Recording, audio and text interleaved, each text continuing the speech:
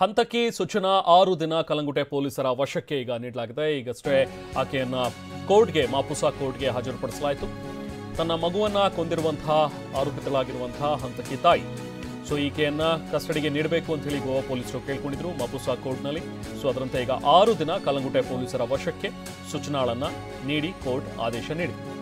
ಕಲಂಗುಟೆ ಪೊಲೀಸರು ಇನ್ನು 6 ದಿನಗಳ ಕಾಲ ಸೂಚನಾಳ ವಿಚಾರಣೆಯನ್ನು ನಡೆಸ್ತಾರೆ. ಚಿತ್ರದುರ್ಗದ ಐಮಂಗಲ ಪೊಲೀಸರ ವಶದಲ್ಲಿದ್ದಂತಹ ಸೂಚನಾ ಈಗ ಗೋವಾ ಪೊಲೀಸರಿಗೆ ಐಮಂಗಲ ಪೊಲೀಸರು ಹಸ್ತಾಂತರ ಮಾಡ್ತಾರೆ. ಯಾಕಂದ್ರೆ ಗೋವಾದಿಂದ ಬೆಳಗ್ಗೆನೆ ಹೊರಟಿದ್ದಂತಹ ಸೂಚನಾ ಬೆಂಗಳೂರಿಗೆ ಆಕೆ ಬರ್ತಾ ಇದ್ಲು. ಸೊ ತಕ್ಷಣ ಮಾಹಿತಿ ಗೊತ್ತಾದಂತಹ ಗೋವಾ ಪೊಲೀಸರು ಈ ಕಡೆ ಚಿತ್ರದುರ್ಗದ ಪೊಲೀಸರಿಗೂ ಕೂಡ ಮಾಹಿತಿಯನ್ನು ನೀಡಿದ್ರು. ಸೊ ಅದರಂತೆ ಆಕೆಯನ್ನು ಕರ್ಕೊಂಡು ಹೋಗ್ತಾ ಇದ್ದಂತಹ ಟ್ಯಾಕ್ಸಿ ಡ್ರೈವರ್ ಏನಿದ್ದಾನೆ ಆತನನ್ನು ಸಂಪರ್ಕ ಮಾಡಿ ಆತನಿಗೂ ಕೂಡ ಸೂಚನೆಯನ್ನು ಕೊಟ್ಟಿದ್ರು. ನಿನ್ನ ಜೊತೆ ಇರುವಂತಹ ಒಬ್ಬಾಕೆ ಏನಿದ್ದಾಳಲ್ಲ ಆಕೆ ಹಂತಕಿ. ಸೊ ಹಾಗಾಗಿ ನೀನು ಆಕೆಗೆ ಗೊತ್ತಾಗದಂತೆ ಹತ್ತಿರದ ಪೊಲೀಸ್ ಸ್ಟೇಷನ್ಗೆ ತೊಗೊಂಡು ಹೋಗು ನಿನ್ನ ಕಾರನ್ನು ಅಂಥೇಳಿ ಆತನಿಗೂ ಕೂಡ ಸೂಚನೆಯನ್ನು ಕೊಟ್ಟಿದ್ರು. ಅದರಂತೆ ಆತ ಐಮಂಗಲ ಸ್ಟೇಷನ್ಗೆ ಕರ್ಕೊಂಡು ಬಂದಿದ್ದಾನೆ ಆಕೆಯನ್ನು. ತಕ್ಷಣ ಚಿತ್ರದುರ್ಗದ ಐಮಂಗಲ ಠಾಣೆಯ ಪೊಲೀಸರು ಆಕೆಯನ್ನು ವಶಕ್ಕೆ ಪಡೆದುಕೊಂಡ್ರು. ಈಗ ಅಲ್ಲಿಂದ ಕೋರ್ಟ್ಗೆ ಈಗಾಗಲೇ ಹಾಜರುಪಡಿಸಲಾಗಿದೆ ಸೂಚನಾಳನ್ನು.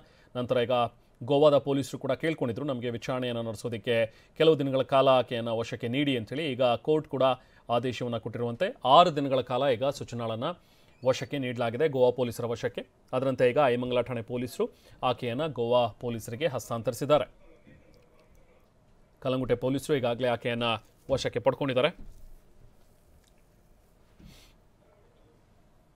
ಇನ್ನು ಮೃತದೇಹದ ಮರಣೋತ್ತರ ಪರೀಕ್ಷೆ ಇನ್ನಷ್ಟೇ ನಡೀಬೇಕು. ರಾಕ್ಷಸಿ ಸೂಚನಾ ಕಳ್ಳಾಟ ಒಂದೊಂದೇ ಬಟಾಬಯಲಾಗ್ತಾ ಇದೆ.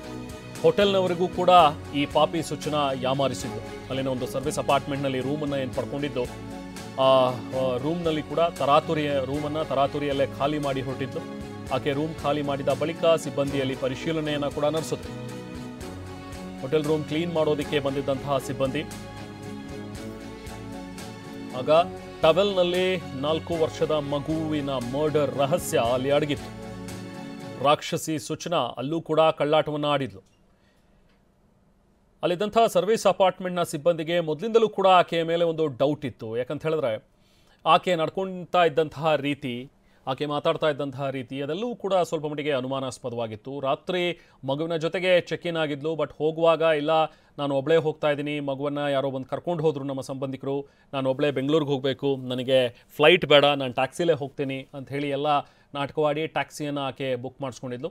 ಯಾಕೆ ಅಷ್ಟು ದೂರ ಪ್ರಯಾಣ, ಟ್ಯಾಕ್ಸಿಯಲ್ಲಿ ಹೋಗ್ತೀರಿ, ಆರಾಮಾಗಿ ನೀವು ಫ್ಲೈಟಲ್ಲಿ ಹೋಗ್ಬೋದಲ್ಲ ಅನ್ನುವಂಥದ್ರ ಬಗ್ಗೆನೂ ಕೂಡ ಹೇಳಿದಾಗ ಸಿಬ್ಬಂದಿ ಇಲ್ಲ ನನಗೆ ಟ್ಯಾಕ್ಸಿನೇ ಬೇಕು ಅಂತ ಹೇಳಿ ಆಕೆ ಹಠ ಹಿಡಿದಿದ್ದಂತೆ. ಸೊ ಇದೆಲ್ಲವನ್ನು ಗಮನಿಸಿದಂಥ ಸಿಬ್ಬಂದಿ ಎಲ್ಲೊಂದು ಕಡೆ ಅನುಮಾನ ಅಂತೂ ಮೂಡ್ತಾ ಇತ್ತು, ಈಕೆ ಏನೋ ಸ್ವಲ್ಪ ಅನುಮಾನಾಸ್ಪದವಾಗಿ ಇದ್ದಾಳೆ ಅಂಥೇಳಿ. ಟವೆಲ್ನಲ್ಲಿ ರಕ್ತದ ಕಲೆ ಕೂಡ ಇತ್ತು. ಸೂಚನಾಗೆ ಗೋವಾ ಪೊಲೀಸರು ಗೋವಾ ಹೋಟೆಲ್ನ ಸಿಬ್ಬಂದಿ ಕರೆ ಮಾಡ್ತಾರೆ. ಋತುಸ್ರಾವ ಆಗಿತ್ತು, ಬಹುಶಃ ಅದರ ರಕ್ತದ ಕಲೆಗಳು ಅಂತ ಹೇಳಿ ಆಕೆ ಸುಳ್ಳು ಹೇಳಿದ್ದಂತೆ. ಆದರೆ ಆಕ್ಚುಲ್ ಆಗಿ ಮಗುವನ್ನ ಹತ್ಯೆಗೈದು ಸೂಟ್ ಕೇಸ್ಗೆ ಈಕೆ ತುಂಬಿದ್ಲು. ಬಳಿಕ ಕೈ ಕುಯ್ದುಕೊಂಡು ತಾನೂ ಕೂಡ ಆತ್ಮಹತ್ಯೆಗೆ ಯತ್ನ ಮಾಡಿದ್ಲು. ಟವೆಲ್ನಿಂದ ರಕ್ತದ ಕಲೆಗಳನ್ನ ಈ ಕ್ರಿಮಿ ಸೂಚನಾ ಒರೆಸಿದ್ಲು. ಸೊ ಆ ರಕ್ತದ ಕಲೆಗಳು ಬಟ್ ಯಾವಾಗ ಈಕೆ ಚೆಕ್ಔಟ್ ಮಾಡಿ ಹೋದ್ಲು ಆಗ ಸಿಬ್ಬಂದಿ ಕೂಡ ಅಲ್ಲಿ ಮತ್ತೆ ಕ್ಲೀನಿಂಗ್ಗೆ ಅಂತ ಹೇಳಿ ಹೋದಾಗ ಆ ರೂಮ್ನಲ್ಲಿ ಆ ಟವೆಲ್ನಲ್ಲಿ ಇದ್ದಂಥ ಒಂದು ರಕ್ತದ ಕಲೆಗಳನ್ನು ನೋಡಿ ಅವ್ರಿಗೂ ಕೂಡ ಅನುಮಾನ ಬರುತ್ತೆ. ತಕ್ಷಣ ಮತ್ತೆ ಸೂಚನಾಗೆ ಕರೆ ಮಾಡ್ತಾರೆ. ಸೂಚನಾ ಫೋನ್ ರಿಸೀವ್ ಮಾಡಿ ಇಲ್ಲ ಇದು ಋತುಸ್ರಾವ ಆಗಿತ್ತು, ಸೊ ಹಾಗಾಗಿ ಆ ರಕ್ತದ ಕಲೆಗಳಷ್ಟೇ ಅಂತ ಹೇಳಿ ಅಲ್ಲೂ ಕೂಡ ಯಾಮಾರಿಸುವ ಒಂದು ಪ್ರಯತ್ನವನ್ನು ಮಾಡಿದ್ಲು. ಆದರೂ ಇಲ್ಲಿ ಡೌಟ್ ಬರುತ್ತೆ ಹೋಟೆಲ್ನ ಸಿಬ್ಬಂದಿಗೆ, ಎಲ್ಲೋ ಒಂದು ಕಡೆ ಈಕೆ ತುಂಬ ಅನುಮಾನಾಸ್ಪದವಾಗಿ ಇದ್ದಾಳೆ ಅಂಥೇಳಿ ಗೋವಾ ಪೊಲೀಸರಿಗೆ ಮಾಹಿತಿ ಹೋಗುತ್ತೆ. ಗೋವಾ ಪೊಲೀಸರು ಕೂಡ ಬಂದು ಅಲ್ಲಿ ಫೊರೆನ್ಸಿಕ್ ಟೀಮ್ ಅವರು ಕೂಡ ಪರಿಶೀಲನೆಯನ್ನು ನಡೆಸಿದಾಗ ಈಕೆ ಬಹುಶಃ ಮಗುವನ್ನು ಕೊಂದಿದ್ದಾಳೆ ಅನ್ನುವಂಥದ್ರ ಬಗ್ಗೆ ಅವ್ರಿಗೂ ಕೂಡ ಅನುಮಾನ ಬಲವಾಗುತ್ತೆ. ಸೊ ಹಾಗಾಗಿ ಆಕೆಯನ್ನು ಕರ್ಕೊಂಡು ಹೋಗ್ತಾ ಇದ್ದಂಥ ಟ್ಯಾಕ್ಸಿ ಡ್ರೈವರನ್ನು ಸಂಪರ್ಕಿಸಿ ಆಕೆಯನ್ನು ಹತ್ತಿರದ ಸ್ಟೇಷನ್ಗೆ ಕರ್ಕೊಂಡು ಹೋಗುವಂತ ಹೇಳ್ತಾರೆ. ಮಗುವನ್ನು ಕೊಂದು 1 ದಿನ ಶವದೊಂದಿಗೆ ಈ ಪಾಪಿ ತಾಯಿ ಕಳೆದಿದ್ದು. ಜನವರಿ 7ನೇ ತಾರೀಕು ಸಂಜೆ ಹೊತ್ತಿಗೆ ಮಗುವನ್ನ ಕೊಂದಿದ್ದಾಳೆ ಅನ್ನುವಂಥದ್ದು ಈಗ ಗೊತ್ತಾಗಿರುವಂತಹ ವಿಚಾರ. ಬಳಿಕ ರಾತ್ರಿ ರೂಮ್ ಚೆಕ್ಔಟ್ ಮಾಡೋದಾಗಿ ಹೇಳಿದ್ದಂತೆ. ಕೊನೆ ವೇಳೆ ಇಲ್ಲ ಇವತ್ತು ರಾತ್ರಿ ಇಲ್ಲ, ನಾನು ನಾಳೆ ಬೆಳಿಗ್ಗೆ ಚೆಕ್ಔಟ್ ಮಾಡ್ತೀನಿ ಅಂತ ಸೂಚನಾ ಹೇಳಿದ್ದಂತೆ. ಮಗನ ಹತ್ಯೆ ಬಳಿಕ ತಾನು ಕೂಡ ಕೈ ಕುಯ್ದುಕೊಂಡು ಆತ್ಮಹತ್ಯೆಯನ್ನು ಮಾಡ್ಕೊಳ್ಳೋದಕ್ಕೆ ಪ್ರಯತ್ನ ಪಟ್ಟಿದ್ದಾಳೆ. ಜನವರಿ 7ನೇ ತಾರೀಕು ಮಧ್ಯರಾತ್ರಿ ಆತ್ಮಹತ್ಯೆಗೆ ಯತ್ನಿಸಿದಂತಹ ಪಾಪಿ ಸೂಚನಾ. ಆದರೆ ಈಕೆ ಸಾಯಲಿಲ್ಲ. ಜನವರಿ 8ನೇ ತಾರೀಕು ರೂಮ್ ಖಾಲಿ ಮಾಡಿ ಹಂತಕಿ ಸೂಚನಾ ಹೊರಟಿದ್ಲು. ಆಗಲೂ ಕೂಡ ಹೋಗುವಾಗ ಹೇಳಿದ್ದು ಇಲ್ಲ ನನ್ನ ಮಗುವನ್ನ ಕರ್ಕೊಂಡು ಹೋದ್ರು, ನನ್ನ ಫ್ಯಾಮಿಲಿಯವರು ಯಾರೋ ಬಂದಿದ್ರು, ಸೊ ಹಾಗಾಗಿ ನಾನು ಒಬ್ಬಳೇ ಹೋಗ್ತಾ ಇದ್ದೀನಿ ಅಂಥೇಳಿ ಕತೆ ಕಟ್ಟಿದ್ದಾಳೆ. ಒಂದು ಸೂಟ್ ಕೇಸನ್ನು ತೊಗೊಂಡು ಸೊ ಎಷ್ಟೊಂದು ಆರಾಮವಾಗಿ ಅಂತ ಹೇಳಿದ್ರೆ ಈಕೆ ಆ ಮಗುವನ್ನು ಕೊಂದು ಒಂದು ರಾತ್ರಿ ಪೂರ್ತಿ ಆ ಶವದ ಜೊತೆನೇ ಇದ್ದಾಳೆ ಈಕೆ. ನಂತರ ಬೆಳಿಗ್ಗೆ ಹೋಟೆಲ್ ರೂಮ್ ಚೆಕ್ಔಟ್ ಮಾಡಿ ಆ ಸೂಟ್ ಕೇಸ್ನಲ್ಲಿ ಆ ಮಗುವಿನ ಮೃತದೇಹವನ್ನು ಹಾಕಿ ನಂತರ ಡಿಕ್ಕಿಯಲ್ಲಿಟ್ಟಿದ್ದಾಳೆ. ಆತನಿಗೂ ಕೂಡ ಗೊತ್ತಿಲ್ಲ ತನ್ನ ಡಿಕ್ಕಿಯಲ್ಲಿರೋದು ಮಗುವಿನ ಶವ ಅಂಥೇಳಿ. ಆ ಟ್ಯಾಕ್ಸಿ ಡ್ರೈವರ್ಗೂ ಕೂಡ ಗೊತ್ತಿರಲಿಲ್ಲ. ಯಾವಾಗ ಪೊಲೀಸರು ಫೋನ್ ಮಾಡಿದ್ರೋ ಆತನಿಗೆ ಆಗ ಪೊಲೀಸರು ಹೇಳ್ತಾ ಇರುವಂಥ ಒಂದು ಮಾತುಗಳನ್ನು ಕೇಳಿ ಆತನಿಗೂ ಕೂಡ ಒಂದು ಕ್ಷಣ ದಿಗ್ಭ್ರಾಂತನಾಗಿದ್ದಾನೆ. ತಕ್ಷಣಕ್ಕೆ ಹತ್ತಿರ ಇದ್ದಂಥ ಒಂದು ಸ್ಟೇಷನ್ ಅಂದರೆ ಐಮಂಗಲ ಠಾಣೆ, ಅಲ್ಲಿವರೆಗೂ ಗೋವಾದಿಂದ ಆಗ್ತಾ ತುಂಬ ದೂರ ಬಂದಾಗಿತ್ತು. ಆತ್ಮಹತ್ಯೆ ನಿರ್ಧಾರ ಬಿಟ್ಟು ನಂತರ ಮಗನ ಶವದ ಜೊತೆಗೆ ಹೋಗೋದಕ್ಕೆ ಆಕೆ ನಿರ್ಧರಿಸಿದ್ಲು. ಜನವರಿ 8ನೇ ತಾರೀಕು ಮಗನ ಶವವನ್ನು ಸೂಟ್ ಕೇಸ್ಗೆ ತುಂಬಿದ್ಲು. ಶವವನ್ನು ಸೂಟ್ ಕೇಸ್ಗೆ ತುಂಬಿ ರೂಮ್ ಖಾಲಿ ಮಾಡಿದ್ಲು ಈ ಸೂಚನಾ ಸೇಠ್. ಸಂಜೆ ರೂಮ್ ಕ್ಲೀನ್ಗೆ ಅಂತ ಹೇಳಿ ಹೋಟೆಲ್ ಸಿಬ್ಬಂದಿ ಹೋದಾಗ ಅಲ್ಲಿ ಟವೆಲ್ನಲ್ಲಿದ್ದಂಥ ರಕ್ತದ ಕಲೆಗಳನ್ನು ಅವ್ರು ನೋಡಿದ್ರು.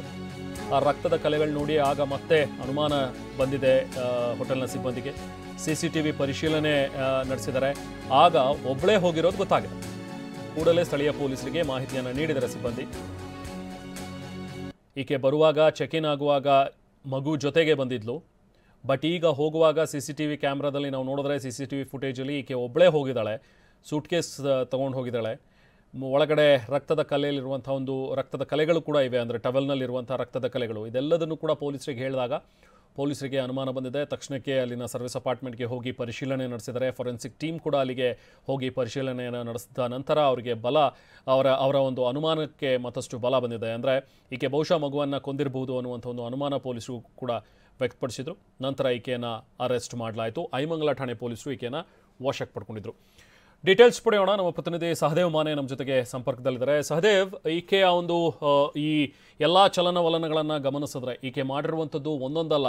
ಈಕೆ ತನ್ನ ಒಂದು ಕೃತ್ಯವನ್ನು ಮರೆಮಾಚಕ್ಕೆ ಮಾಡಿರುವಂಥ ಒಂದು ಕಳ್ಳಾಟಗಳು, ಅಲ್ಲಿರುವಂಥ ಸಿಬ್ಬಂದಿಗೆ ಹೇಳಿರುವಂಥ ಸುಳ್ಳುಗಳು ಎಲ್ಲವೂ ಕೂಡ ಈಗ ಒಂದೊಂದಾಗೆ ಓಪನ್ ಆಗ್ತಾ ಹೋಗ್ತಾ ಇವೆ. ನಿಜಕ್ಕೂ ಈ ವಿಚಾರವನ್ನು ಕೇಳಿದ್ರೆ ಎಂಥವ್ರಿಗೂ ಕೂಡ ಒಂದು ಕ್ಷಣ ದಿಗ್ಭ್ರಾಂತಿ ಆಗುತ್ತೆ. ತನ್ನ ಮಗುವನ್ನು ಸಾಯಿಸಿ ಆ ಮಗುವಿನ ಶವದ ಜೊತೆಗೆ ಒಂದು ರಾತ್ರಿ ಈಕೆ ಕಳೆದಿದ್ದಾಳೆ ಅಂತ ಹೇಳಿದ್ರೆ ಎಂಥ ಪಾಪಿ ತಾಯಿ ಈಕೆ ಅಂತ ಹೇಳಿ ಪ್ರತಿಯೊಬ್ಬರು ಕೂಡ ಹೇಳ್ತಾರೆ. ಸಹದೇವ್. ಹೌದು ರೆಹಮಾನ್, ಏನು ಈ ಒಂದು ಸೂಚನಾ ಸೇಠ್ ಏನಾದರೆ ತನ್ನ ಮಗನನ್ನೇ ಕೊಂದು ಒಂದು ದಿನ ಈ ಒಂದು ಮಗುವಿನ ಶವದ ಜೊತೆಗೆ ಕಳೆದಿರುವಂಥದ್ದು ನಿಜಕ್ಕೂ ಆತಂಕಕಾರಿ ಆಘಾತ. ಯಾಕಂತಂದ್ರೆ ಒಬ್ಬ ತಾಯಿ ಮಗುವನ್ನು ಕೊಲ್ಲುವಂಥದ್ದು ಒಂದು ಕಡೆ ಆದರೆ ಆ ಮಗನ ಶವದ ಜೊತೆಗೆ ಕಳೆಯುವಂಥದ್ದು ಒಂದು ಕಡೆ. ಸೊ ಸಾಕಷ್ಟು ಆ 7ನೇ ತಾರೀಕೇನಿದೆ ಆ ಒಂದು ಸಮಯದಲ್ಲೇ 7ನೇ ತಾರೀಕಿನಂದೇ ಸಂಜೆಯಿಂದ ರಾತ್ರಿ ವೇಳೆ ಸಂದರ್ಭದಲ್ಲಿ ಆ ಮಗುವಿನ ಏನು ಉಸಿರುಗಟ್ಟಿಸಿ ಸಾಯಿಸಿದ್ದಾರೆ ಅನ್ನುವಂತಹ ಪ್ರಾಥಮಿಕ ಮಾಹಿತಿ ಸಿಗ್ತಾ ಇರುವಂಥದ್ದು.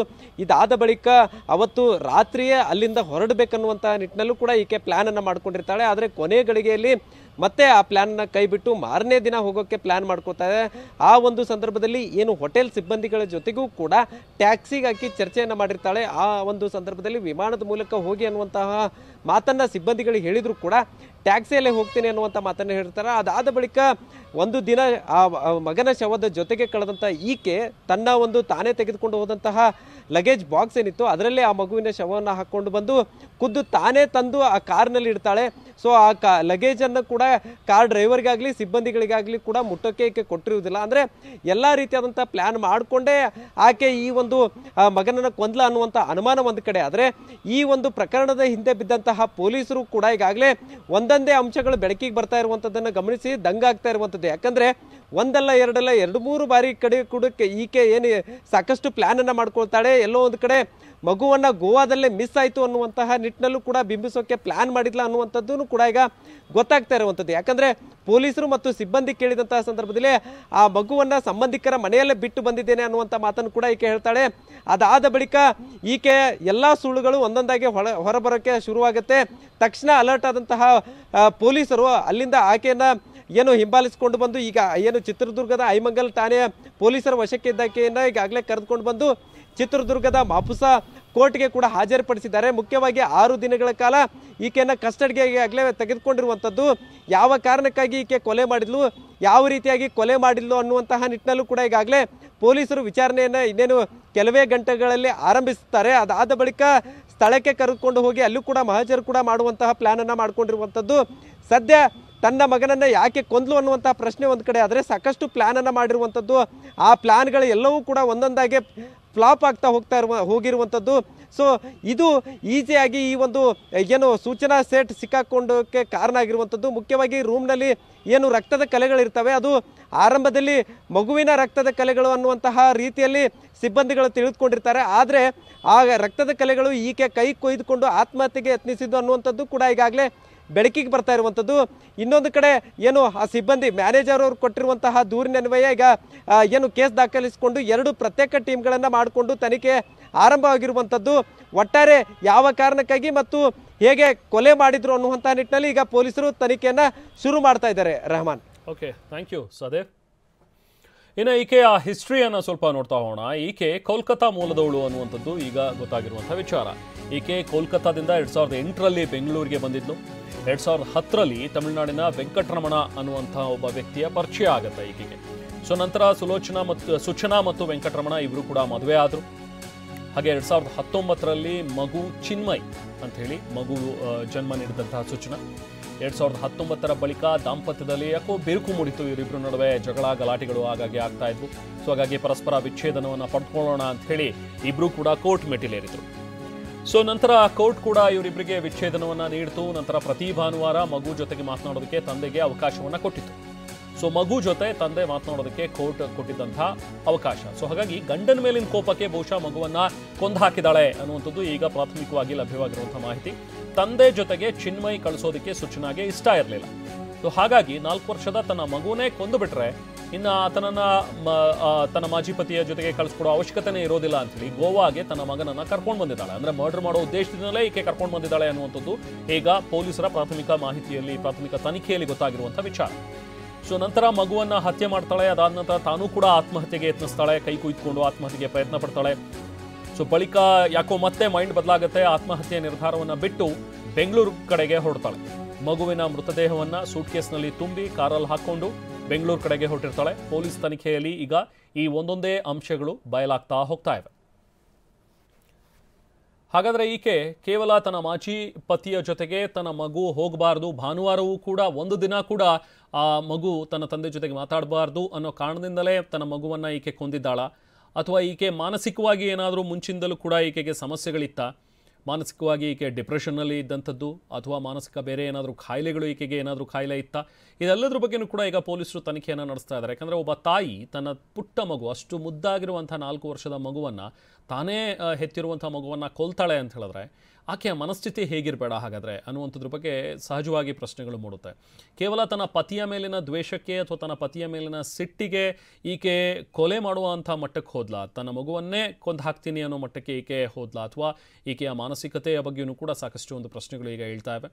ಯಾಕಂದರೆ ಈಕೆ ತನ್ನ ಮಗುವನ್ನು ಸಾಯಿಸಿ ನಂತರ ತಾನು ಆತ್ಮಹತ್ಯೆ ಮಾಡ್ಕೊಳ್ಳೋದಕ್ಕೆ ಪ್ರಯತ್ನ ಪಟ್ಟಿದ್ದಾಳೆ. ಬಟ್ ನಂತರ ಮತ್ತೆ ಕೈ ಕುಯ್ದುಕೊಂಡ್ರೂ ಕೂಡ ಆಕೆ ಸತ್ತಿಲ್ಲ. ಸೊ ಹಾಗಾಗಿ ಮತ್ತೆ ನಿರ್ಧಾರವನ್ನು ಬದಲಿಸಿ ಮಗುವಿನ ಶವವನ್ನು ಎಲ್ಲಾದರೂ ಒಂದು ಕಡೆ ಡಿಸ್ಕಾರ್ಡ್ ಮಾಡಿಬಿಡೋಣ, ಎಲ್ಲಾದರೂ ಎಸೆಯೋಣ ಅನ್ನುವಂಥ ಒಂದು ಉದ್ದೇಶದಿಂದ ಈಕೆ ಹೊರಟ್ಲಾ ಬೆಂಗಳೂರಿಗೆ. ಇದೆಲ್ಲ ಅನುಮಾನಗಳಿವೆ. ಈಗ ಪೊಲೀಸರು ವಶಕ್ಕೆ ಪಡ್ಕೊಂಡಿದ್ದಾರೆ. ಈಗ ಕೋರ್ಟ್ ಕೂಡ 6 ದಿನಗಳ ಕಾಲ ಪೊಲೀಸ್ ಕಸ್ಟಡಿಗೆ ನೀಡಿದ್ದಾರೆ. ಸೊ ಗೋವಾ ಪೊಲೀಸರು ಈಗ ಮುಂದಿನ ವಿಚಾರಣೆಯನ್ನು ನಡೆಸ್ತಾ ಇದ್ದಾರೆ.